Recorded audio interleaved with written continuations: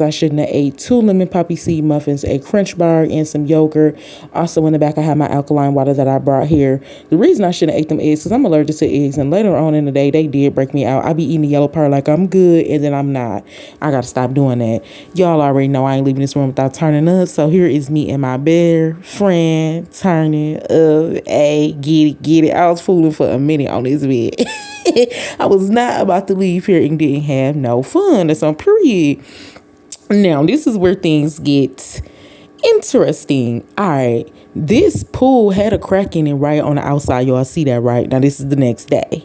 The last night, y'all know people came knocking on my door. I'm thinking it's the police. I'm like, who is that? They're like, yeah, you running the jacuzzi? I'm like, yeah.